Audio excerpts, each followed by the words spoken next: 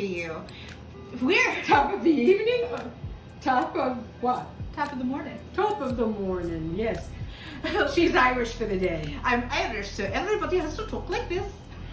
We're celebrating St. Patrick's Day. And what do you think of when you celebrate St. Patrick's Day? Corned beef? And cabbage. I'm Erika Shanoff, and I'm here with my mother, Lila. Hi, welcome again. And we are so excited because St. Patrick's...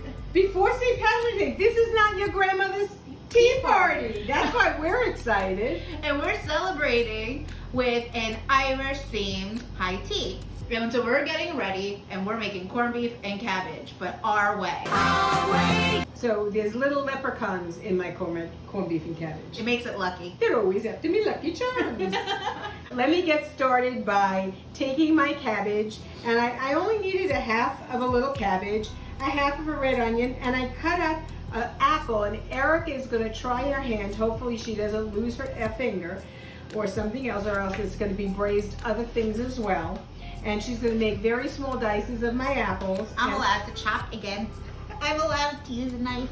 I'm going to cut up our red onion, and you see, half of a red onion makes a lot of onion. So a remoulade is cooked hot, where a chutney is typically served cold.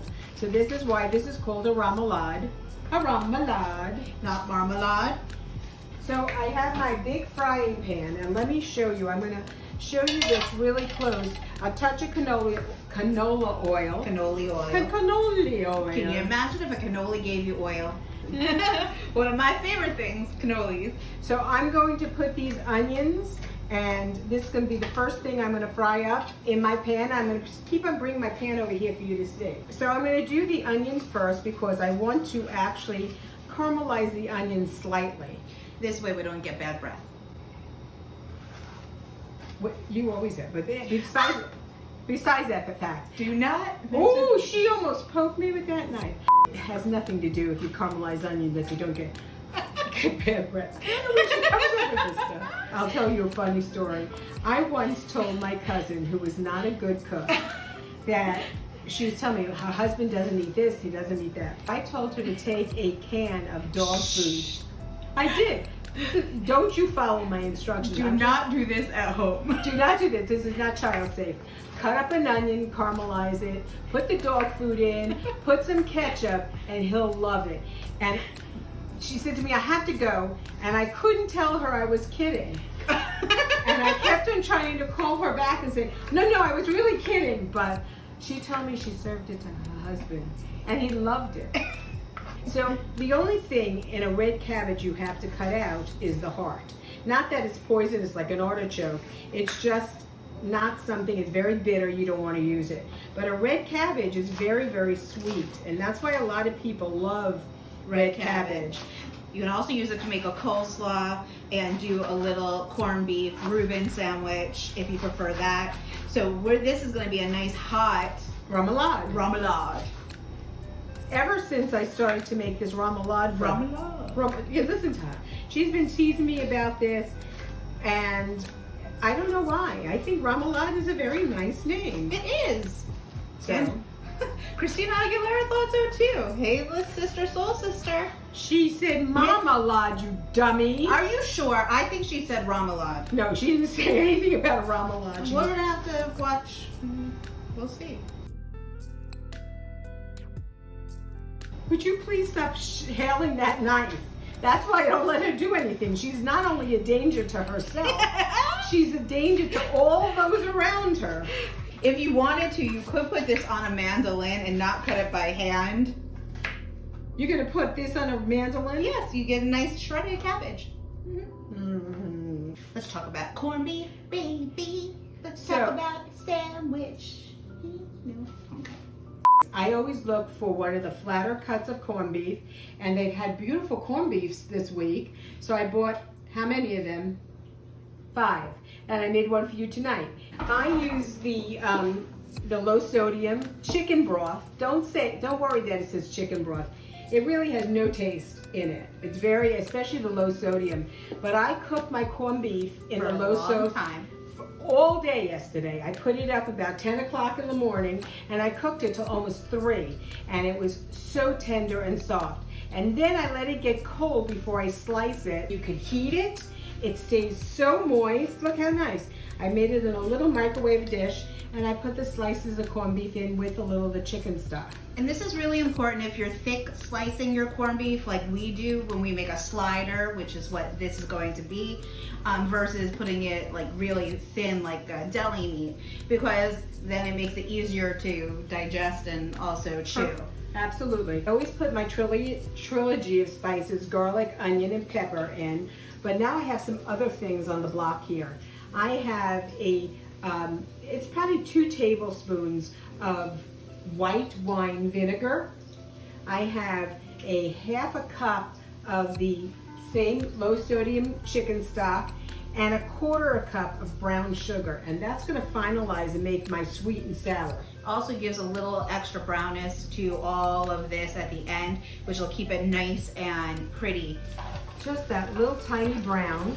That's all you need because it's going to cook even further. I love the smell of fried onions. I can eat that with, I can eat that right out of the pan. I'm putting everything else in. So here's my cabbage.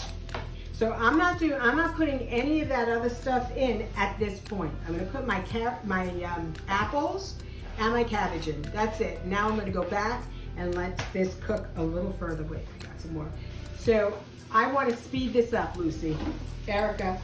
Speed it up, Lucy. This is what Erica comes into the Lucy, kitchen. you have some explaining to do. Erica comes into the kitchen when I need to make a whole bunch of scones, and she says, "Mom, what are you doing?" I said, "I'm making scones." She says, "Speed it up, Mom." I have to take out the whip and just go. Yeah, I'm going to show you. What I just did is I covered the pan with a loose foil. You don't tighten it. Of course, it's very hot. That makes it cook faster. Because it is St. Patty's Day. We are having, when we have savories, especially with meats, I like to keep my teas very simple. So I have my Irish blend tea here. You see the beautiful black tea leaves, and that's it. That's all that is in here. It's a nice rich flavor. It almost has a caramel flavor, and that's because of the water content. And yes, we do have more than 1 cup each week. I don't want you to think that just because we share. So I have a full pot of this. And you notice I didn't put milk in this one. This is probably the most common teas to add milk to, your English breakfast and your Irish breakfast. But this one I really love to enjoy without milk, with just my sweetener, which I've already added. It has such a good, strong taste to it. If you are really a tea purist, that's where you go. You don't add milk and such. The cabbage is really, really cooked down nicely. You see how it's wilted, almost like you're wilting spinach. And the apples have become a little bit tender. We wanted to keep them that they still have a little bit of a crunch to them. And the onions are nice and sauteed in there. You don't even see them anymore. No, they blended in the... They blended. I got my blender. They've got some beautiful color on them. So now I'm going to add my trilogy of spices. Here's my garlic. So get kisses in beforehand, because we've got the onions and we've got garlic. What are you with bad breath today, kid? Focused. I just want kisses. Not for me, eh? Anyhow, so this is my onion, my pepper, and my garlic I put in. And I'm just going to saute that in. I'm going to actually put in some, that's my white wine vinegar. And I'm going to put that in. And what you're cooking this till basically is till all the liquid will be evaporated. That's why, one, I didn't put a lot of liquid in, but the liquid will help everything gets nice and and soft garlic. and it melts. Doesn't that smell good? Mm-hmm. So the last Sounds thing, good enough to eat. the last thing you want to put in, you don't want to put the brown sugar in till almost the end. So here's my soup.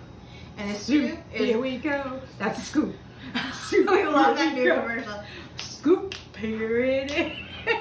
Erica is so spastic. I can't walk and chew gum. She cannot dance to save her life. The commercial with that song, Scoop, here it is. You have to see it. So 2 things. At this point, I'm going to add my little brown sugar. Didn't want to come out, did it? Plop, plop. Get it all in here. I was going to put a little honey Dijon mustard in the remoulade, but it has such a good taste to it. It really does. I really It's did the perfect want, combination yeah. of savory and sweet. I just want to keep on cooking this till all the liquid Just is evaporate. totally evaporated. I was just thinking to myself, what else would this be fabulous on? Pork chops. Because Pork chops and apple sauce. which is one of our favorite things. We love pork chops, and I especially love pork chops with either baked apples or applesauce on it. We went on a dinner cruise, and the captain of the ship had a very bad lisp with S's. So we had some soup, we had some salmon, we had some salad. And then we will listen to some songs. Let me try this. It's good when I shove something in her mouth, she stops talking for 5 minutes. We're gonna do this on our nice dark bread, our pumpernickel.